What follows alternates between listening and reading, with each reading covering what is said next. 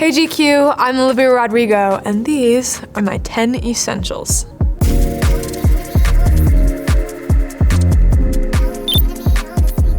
This isn't playing around, this is like an industrial strength weighted blanket. I think someone gave me one of these for Christmas one year. Now I get everyone else this for Christmas because it's like the best gift I've ever been given. Some people hate it, some people say it feels like suffocating, but to me it's just the best type of suffocation. I love it. Every time I get into a hotel bed, I like get in and I'm like, something's not right because I'm missing this. And it's actually very cumbersome to travel with, so I sometimes just have to do without it. Like, I don't know how you'd put this in a little carry-on. I feel so safe right now. This is very important. This is my actual journal. It's kind of scary to have it out in the open here. I'm so terrified of losing my journals. That's like my worst fear. When I was kind of having trouble overcoming lots of the pressure of making a sophomore record, I read The Artist's Way, and one of the big tenets of The Artist's Way is doing your morning pages. So it's like 3 pages, longhand, stream of consciousness in the morning, like first thing you do when you wake up. I think for me, it's just nice to be able to write something down and not judge it in the moment. I think that's the whole point of doing the morning pages, is just to be like, this is stream of consciousness, what I'm feeling. I'm not gonna judge it too harshly or wonder if it's gonna make any money or be criticized or whatever. There's something really lovely about that. I feel like I've been pretty diligently keeping some sort of journal or diary since I was like 13 years old. And so I just have this like Rolodex of all of my feelings for a long time. And it's nice to kind of look back at issues that I thought were gonna be world ending and be like, oh, that worked out, totally fine. It made me who I am. It kind of just like puts things into perspective, you know? So these are the guts rings. Rings in general are a huge essential for me. I don't go anywhere without these rings. I feel very naked without them. If I ever go on vacation or something and get tan, I have like weird tan lines on my hands because I refuse to take my rings off. My producer's wife, Emily, actually made these. She's an incredible jewelry designer. I named the album Guts for many different reasons. I love the word. I think it has so many cool meanings. It means intuition, it means courage. Spilling your guts is just like telling all your secrets to everyone, which I feel like is just very synonymous with songwriting. And it's just a cool 4-letter word. I think it looks cool. It's very like evocative, I don't know. They all are kind of sentimental to me.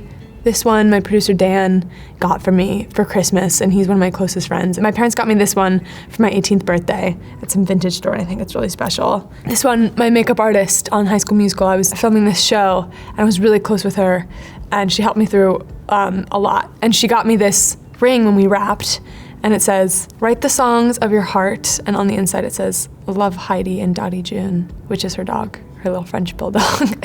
Actually left for the Grammys 2 years ago, and I forgot my rings at home, and I had to freak out. And luckily, someone was still home, and I made them go to my house and get the rings and bring them to me because I was convinced that it was gonna be a terrible night if I didn't have my rings. It was some weird thing. I was actually TikTok influenced into buying this. There's like a subculture on TikTok that's just so obsessed with the Stanley Cup and what you put in it and the flavored waters and the soda concoctions. And I was like, I need this. This looks like it'll change my life, and it completely did. I've gotten actually so many of the people on my team and so many of my friends on the Stanley grind with me. I did live in Utah for a while, and Utah is the land of like specialty craft sodas. This is like what they put the sodas in. So it's like Diet Coke and like coconut creamer and like lemon juice and like all of this fun stuff to like doctor up your sodas. I'm into that. I'm very into that. It's really fun.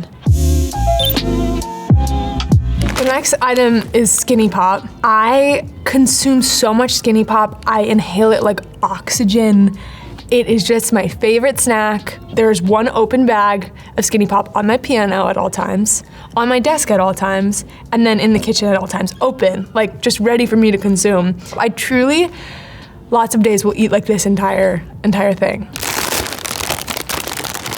Oh, so good. I will bring this into the movie theater because it's so much better than the movie theater popcorn to me. I'll just sneak it into my bag. Oh, well, let's see what other flavors they have. Kettle corn. I've never tried that. Popcorn mini cakes. Wow, there's a whole Skinny Pop cinematic universe I need to try.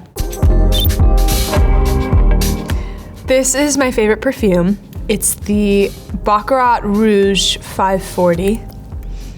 It's so good. I have a candle of it too that I burn in my house. I never was super into perfume before I smelled this one, and I'm like, this is the one for me. Because I don't love like smelling like candy or like flowers or something, but this just smells like sort of like you could maybe possibly just naturally smell this way if you're like an angel or something. It like doesn't smell like any smell that I could place. Lots of people say that like if they'll like smell this scent and I'm like somewhere else, they'll think of me, and that's a very high compliment. This is my family, and they are definitely one of my 10 essentials. I need them for everything. My mom and my dad, I'm an only child, and this is us at Rockefeller Center during Christmas time last year. Yeah, I love my family. I wouldn't be anything without them. I adore them. Going to New York this time was a really fun time. I really love traveling with my parents. I think it's so fun to get to go new places with them. And I saw the Barbie movie the other day with my mom, and I was like, wow, it's a transcendent experience. This is my favorite book. I think it's the only book that I've read more than once. It's like the creative person's Bible. I've made so many of my friends read it. I like recommend it to everyone I know. I just think it's so incredible. It's all about like creativity and discipline and the anxieties that come along with creativity and how to remedy those. And it's amazing. Elizabeth, if you're out there, changed my life with this one. It was so good. I actually read this for the first time while I was making Sour. And I actually don't think that the album would have turned out the way that it did had I not read this book. It was so instrumental in my creative journey. I literally cannot leave the house without it. Not being hyperbolic, I go everywhere with this. I took Accutane for the first time this year. I had bad teenager skin and my lips were so dry all the time. And now I carry this with me everywhere I go because it's just so chapstick, put it on anything, put it on wounds. The opportunities are endless with Aquaphor. I feel like all these items I'm just doing commercials for these brands. These are guitar picks that I love playing guitar. I love writing songs on guitar. I'm slowly getting better. Took some lessons this year, know a few songs. I learned how to play guitar. Like a lot of it was just by myself, like learning songs I really love to play. And when you're just learning how to play, you know, like pop songs in your bedroom, you just kind of like do it intuitively, like with your fingertips. But it always does sound better when you use a pick, but sometimes it's just, you just go back to what you did when you were 15. My producer Dan is always trying to get me to play with a pick because he says it sounds better, and I agree with him. So I'm trying, keeping these with me. And I think I'm definitely better at piano. I'm more comfortable playing it, which is why I think sometimes it's nice to go out of your comfort zone and play something on an instrument you're not so familiar with. So I've been playing a lot of guitar lately. I wrote Love is Embarrassing on guitar. The song Lacey was written on guitar. There are a lot of guitar-based songs on this album. Nice, beautiful, finger-plucky guitar, and there's also some like really driving, hard-hitting, more punky guitar. So I gotta get my practice in before tour. Thanks, GQ. These were my 10 essentials. I hope you enjoyed. Check out my new album, Guts, if you haven't already. Bye.